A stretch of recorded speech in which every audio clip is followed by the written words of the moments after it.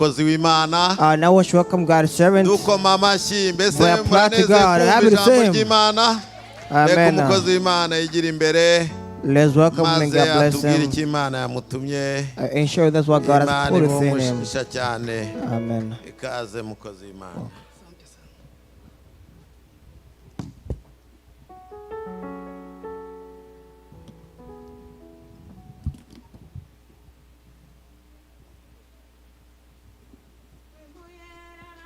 Hallelujah.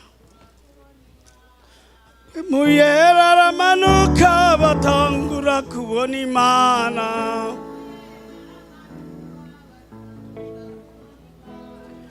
Muyera ramanuka batangira kubona Imana.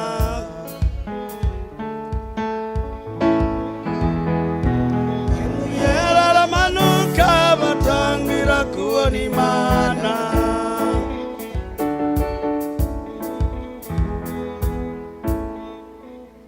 Hallelujah. Hallelujah. Thank Thank you for that short song. Kandi ziba ziriho. And there's song to sing. There are songs to be sang. Ubwa mbere First and foremost, sinobura kuvuga iki kintu ubwa mbere ngitangura kuvuga amajambo. I cannot forget to say this one thing before I start my preaching. Nshimira abayobozi I think the leaders n'abavuga butumwa babo. and I think the pastors alongside the evangelists, na je ndimwo including myself, mu bavuga butumwa among the evangelists. bemeye ko nkoresha umwanya Those who are able to use this moment or this time bakaba mu mugwi w'abantega ugutwi and then to be among the group who lend me their ears, bakakanya ngo ndagakoreshe and then they give me the time to realize it. suko badafise ivyo bavuga It's not because they don't have things to say or could say or would say, ariko bampaye but rather ibakwe they gave me honor. kuko Imana ibaciyemwo Because if God goes through them ikavuga yes and God say yes, nobody say no. Imana ibaciyemwo because if God goes through them igasinya ati yes and his son ego, kuko basanzwe bayubaha nabo nyene bavuga gutyo because they respect God, they said they bow down ego and man they say yes, oh God. Imana ibahezagire. God bless you. Hanyuma niki sinoreka kukivuga. And I cannot forget to say this. Ndashima Imana yabahaye kuba abisengera. I thank because God gave them the strength to pray for themselves. Kuko mu Kirundi baravuga ngo Because they say Kirundi, those open your own home. Wiwe babukeye. Because when you open your own home, it's morning. Mu byo nizera ntimunganuko. Because in your faith, we're now on the same level. Harabahitamwo ngo ndabarabira kukiyo. The others say, I will look at you to the windows. Ngomba kuvuga iki hagati yibi. Exactly. What am I going with these riddles? Ngomba kubashimira by'umwihariko. I want to thank you so much. Kuko mwatunzwe n'uyu murongo ngo uko bukeye mukabona Because you are built by the stand that every morning you continue building his home. God's home. So when you make a decision, or should make a decision to gather together, and then you love reading the word of God, so you can hear it. There's a message they say, and have faith that it built you as well. They say two cure themselves. Because you did not want to go on the window start looking. Because there's a man that says the news that's been told is better than the news you can see yourself. Because when you look at the flower on the TV, and when you come to look at yourself, it's better than when you see on TV. Because on TV, I can compare it to like a film. ariko ubu ntuza kuraba filime. But then again, you're not watching the film. You are seeing it live. Bwana Yesu ahimidiwe. Hallelujah. Amen. Ngoda gusomesha Damian. I love ask them to read for me. Ngasomesha na mama Umulisa. And then I love ask Umulisa mom to read for us. Nuko batababwiye iki twama twavuze. They didn't tell me the thing we like to say. Ukarindira inyuma yanje. Because when you wait for somebody else after me, nobody comes up again. Nta wundi haza inyuma yanje. Sinzi ko cyumvikanye cyo. I'm not sure if that makes sense. Kandi kivuge mu Kirundi. But let me say in Kirundi. Ugafata umwanzuro. Because if you make a decision wo kuvuga ati mwarimu aho yururukiriza to say that once evangelists have left the altar, maybe somebody.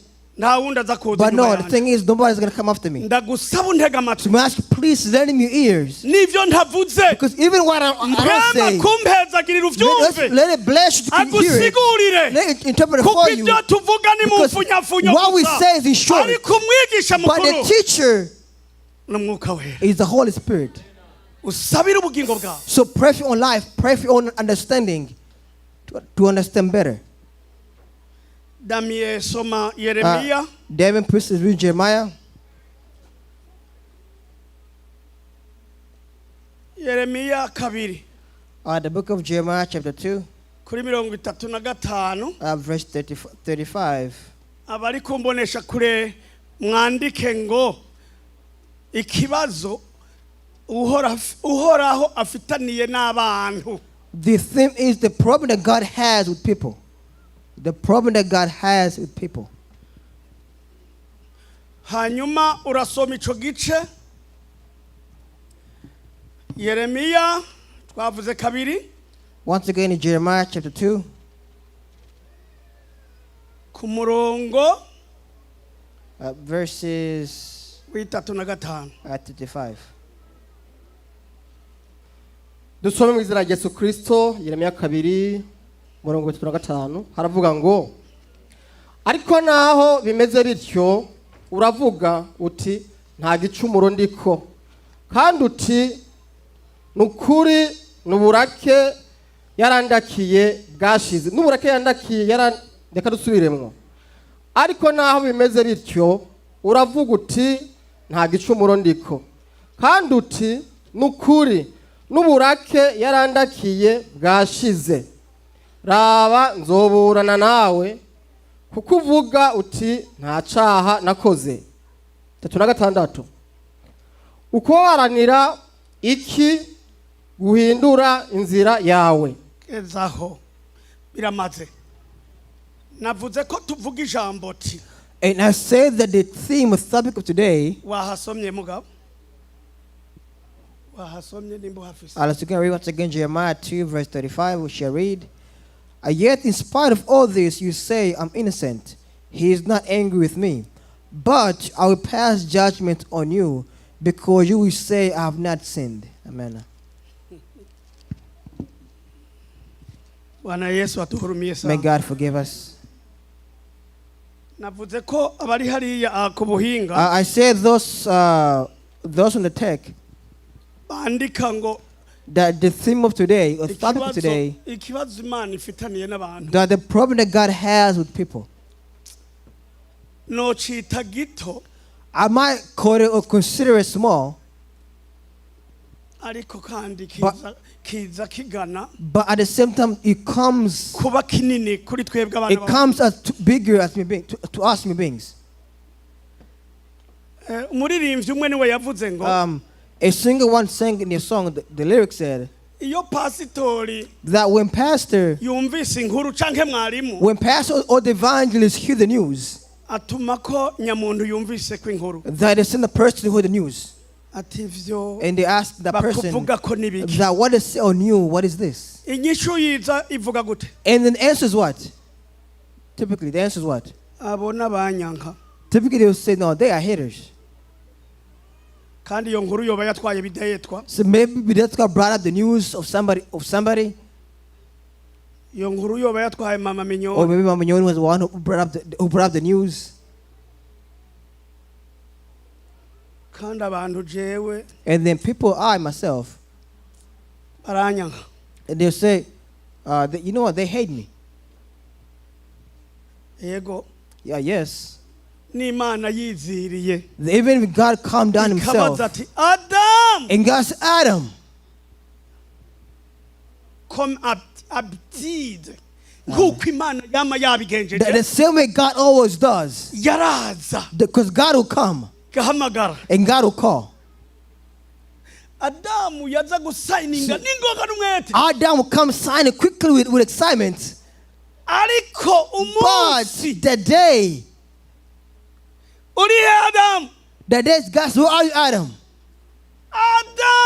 Adam. If you carefully, God said, Adam. Where are you? Because Adam had already left his position. He went somewhere else. He went somewhere else. He was hiding. Then God asked Adam, what is it? Why are you not in your position? You say, well, you're not the one who brought problem to me. See, the wife you brought to me. That she went shopping. That's the same we got used to. Where they bring what you've stolen. Because our job as husbands is eat what you cook. Whether they stole or not, it's none of business. So the wife you gave me, the one you gave me, that she brought, so what happened to you? So I ate. You ate. Okay, so because you ate, who the one who told you that you were naked, who was it? So nobody accepts what they say. That is the problem God has. There will be people nowadays. The one who was in charge of the program, he said a few times on a word or term saying that there was a sin that tested you that you tried to hide. See, all what I'm saying is because of hiding. The Bible even said, how can you get close to fire that's burning in a suit, in your pocket? It's not possible. So he has no secret. A man wants a smoke, and he saw got a servant, and he took the cigarettes. He said, I drank, so I know. Because if you have a nail, it's very small to take it out. You pinch it, the cigarette, and then you go out. You go out. But because it's expensive and you don't throw it without finishing it, you put in your pocket. Say, Pastor, hi, Pastor. Hi, Pastor. Hi, Pastor. The pastor, you're burning your pockets. Why is that? Because you do it and you think I'm in a state of silence and you think that I am with you. But I'll put it in public. Because he thought he did the same way. When you do it and God's still looking at you, you can pitch the cigarette off and it can go out. But when God wants to say, the item are you, you try to take it off, but only God's secret is still behind on it. It's you're burning, you young man. Hey, what's happening? Why? And then he looked, it was my cigarette in my pocket. You start accepting what you're doing. And there's some others. That you go somewhere. You go somewhere in a certain location that you know is possible. That nobody in the church, that no council ushers, no deacon, that no evangelist, no pastor. That for you, when other they put alcohol on the table. And say when I say it.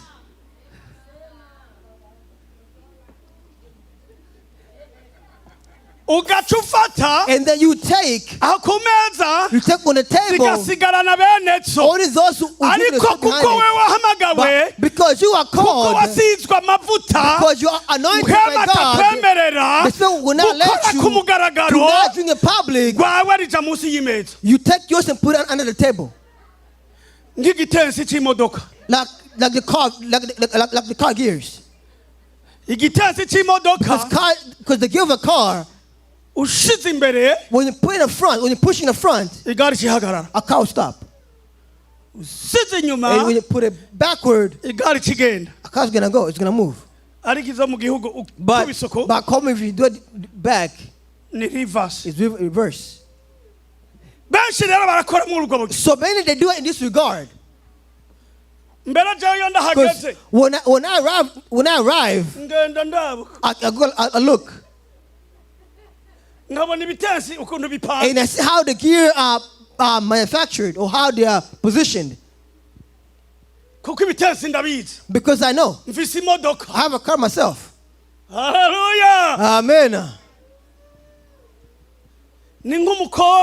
So it's like a woman trying to hide. It's like a lady trying to hide from. For God to punish her.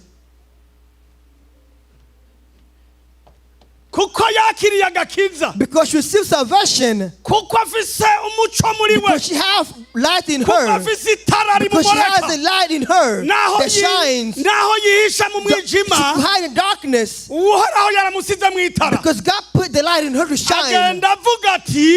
She'll go and saying, she said, the city I'm living in, they're here.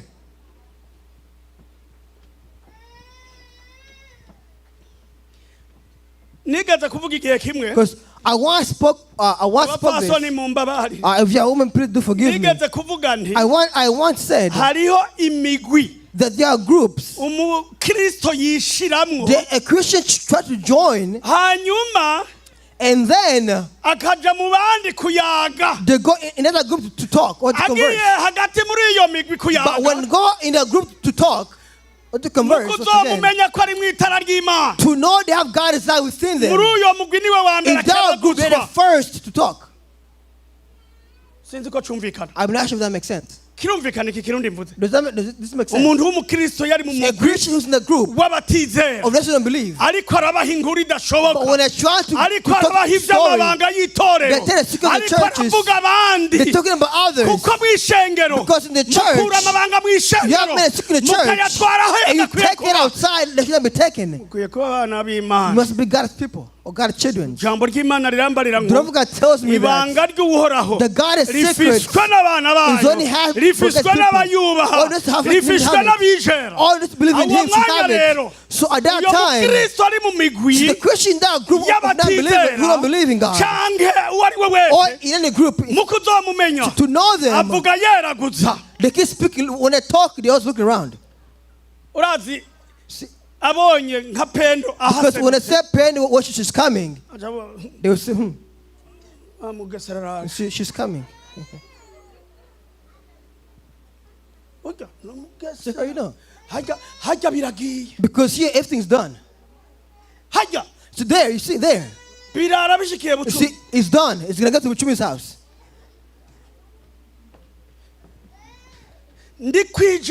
See, I am back on the same topic, the same theme that follows of how God says that the only thing that's hard for you, the only thing that's hard for the people is that the many is each person here. They say they are sinless. So you should observe. If any person here, they will tell you that. From the young men to young ladies. I love you. I love you. And but in the heart, but let me say in honesty, I love the answer I love you, they will say now. But you should always think about it. I love you. I love you. Where is it going? Where does it lead? Because when you say I love you too back, do thank Satan, do not thank God, but do thank Satan. Because the feet in your heart, they are free. They say, I found a way now. I found a path. So ask him or her, how come that you love me? How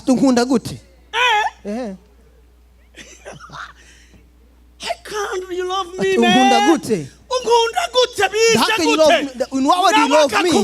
And he or she will say to you that want us to live together. Because Mugogo said, those who say this, they tell him or her, go to Celestin when you're going to come home. Hey. Yeah. They go to Evangelist Alex. They go to Evangelist Wilson. If it's honest, if you love him or her, that you hear him say, they say you're too quick, man.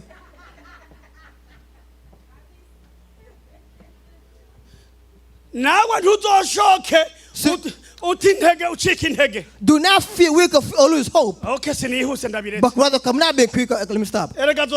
See, they'll come back. But when they come back, you ask, where is it going now? Where is it? How far is it? Yesterday, I spoke to a lady, a young lady once. I hope who's not married. She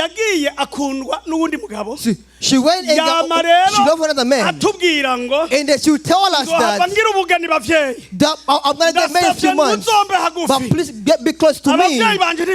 Because my parents are unable. So yesterday I asked her, the wedding, how far is it? And she said, God is servant. Pray for me because I don't know what's going on. Because it's been a whole year. And so yeah. So have patience. Sometime it might be going in the right way. Because God is working in the same path. So be patient. But the main thing I asked her was, this person, this man you want to marry, live together, how is he in his behavior? She says the pastor is deliverance, who's not married to. And it says, pray to God. Hallelujah. Amen. The reason why I told her that, the reason why I made her have hope in God, because I have faith that that past deliverance, he's not the same like others. I'm not going to say by names. Oh yeah. No, he's not. Amen. So, it is to say, the word of God can be found in this book. God used this prophet Jeremiah and tell him many words regarding the churches. Many words regarding his message. There's a verse he said that this happened to you. It is now you brought upon yourself. Because God would advise so many times. The point when he said, on your sins will punish yourself. Do not think otherwise. May God forgive us. Amen. So Jeremiah, he said many words or many messages. And on this verse he said that although it's like this,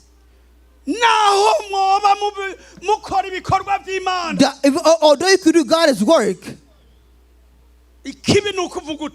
The best thing is you say that you're innocent, you're sinless. It is hard to make a person believe or accept. I always say this a lot. It is hard to make a person accept, to change. So the best thing God should do is because we don't accept our own sins. So this is hard on God. And then verse 36 said, that why do you do it this way? That changing your ways. That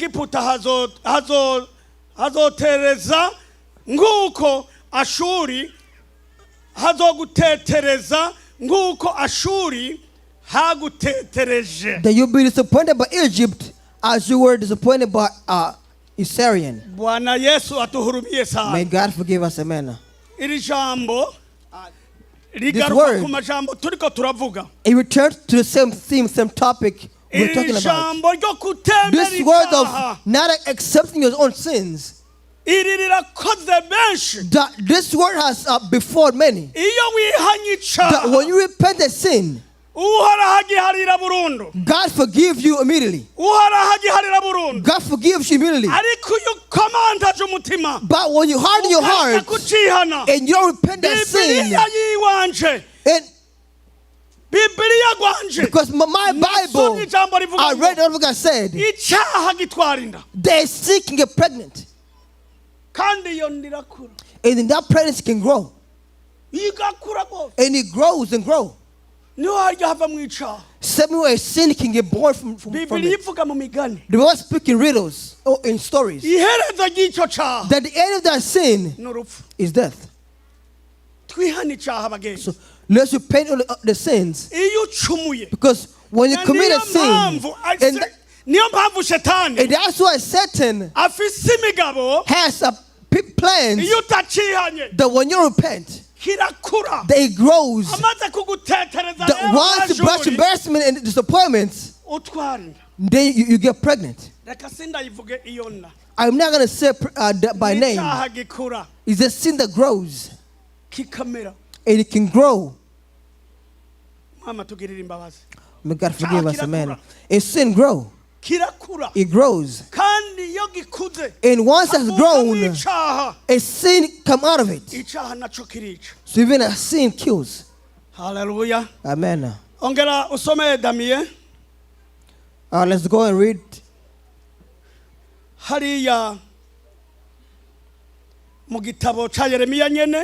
Let's read the book of Jeremiah once again. Soma Jeremiah 4:19. Jeremiah 4 verse 14, verse 19. Dusome mu izina rya Yesu Kristo 19 havuga ngo amara yanje aradobangana nsererewe mu mutima wanje umutima wanje umuhagazemwo sinshobora kwiyumanganya ewe mutima wanje ni kuko wumvise ijwi ry'inzamba n'akaruru k'intambara 20 habuwe ubugesera bugerekeranye n'ubundi kuko igihugu cyose kinyazwe amahema yanje anyazwe giturumbuka mbere ayo nashinze anyazwe mu kanya isase 21 nzogeza ryari kubona ibendera no kumva ijwi ry'inzamba kezaho mukozi w'Imana. Bwana Yesu asifiwe sana. Amen. Iri jambo this message kuzogeza ryari, that for how long it give us a lonely moment. Basically, the point is God's voice when it's still speaking, that they continue on their own plans of not accepting their own sins, that they continue hardening their hearts, hardening their necks. There's no repentance. But this word has taught us that for how long I'm going to see God a trumpet. Amen. That for how long until I hear God is trumpet. And that is why the one is being caught now.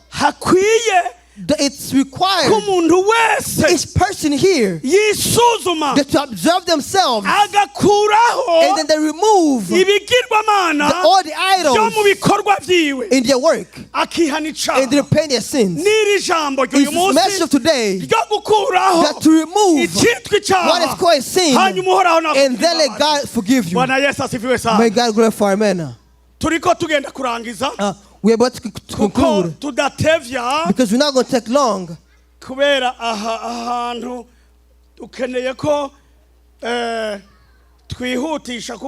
Because here we want to use our time wisely. Because we need some good air. Amen. Let's go read Jeremiah 5 verse 6.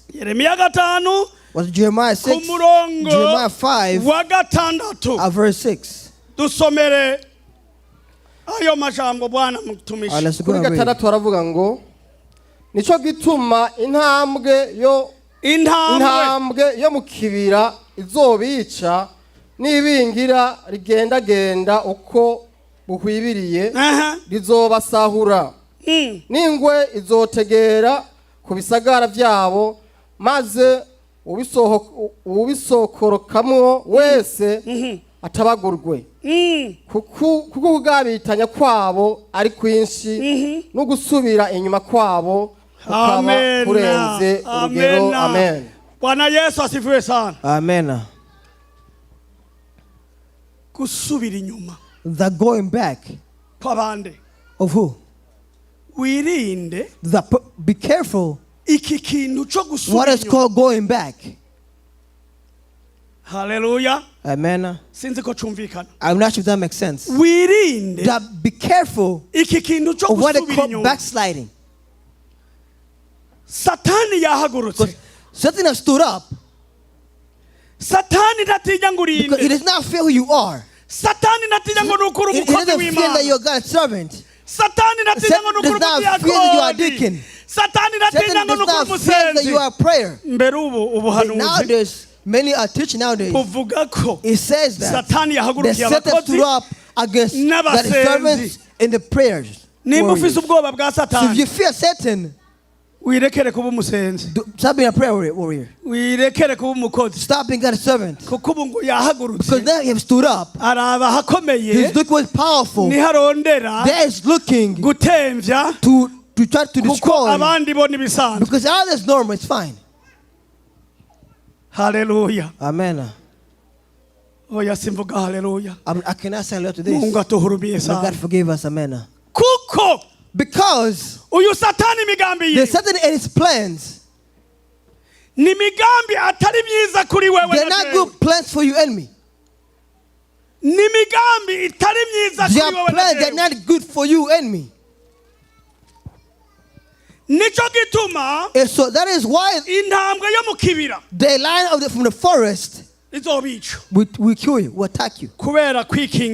Because of us hiding. For us standing on your own. They say I'm sinless, I'm innocent. See the very sad messages. It's, hey, where are you coming from? And you say, what did I do?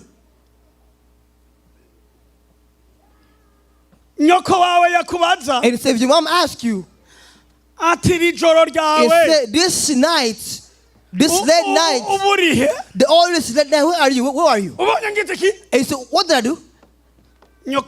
And your mom, You feel like she ate something. And then she stay silent. But why is that?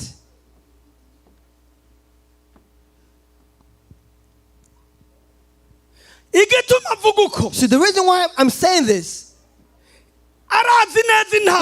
she knows that a lion, she knows the lion of the forest.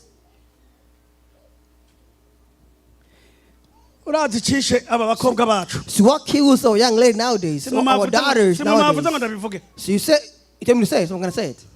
So what kills our daughters? But they're not dead yet. Because we can talk and it's possible. So what kills them? Because they want to be a citizen of the country. They want to be like them. To be loved by them. To be loved by those who live in the world. But they don't want a Burundi like themselves. Many have said actually they don't Burundi because they make fufu. Because they want some chips.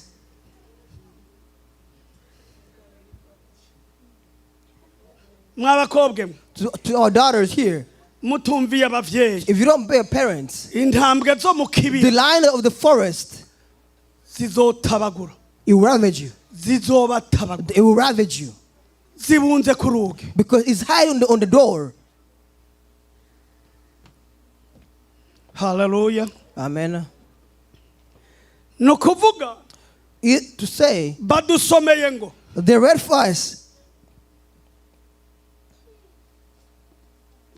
And that is what a lion enough from the forest will kill them.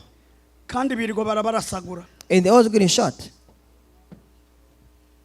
The lion from the forest will kill them. Even the wolf that walks in the desert, because in the daylight they don't walk, but they go in evening. And he read for us again that they be waiting by the door of the city, and those who come out of it, I'm about to end. You see, the city I'm telling you is God's house. You are blessed, you God's house. You are blessed, you to the man who is God's house. You are blessed, you the daughters who is God's house. That's why you have a tumor.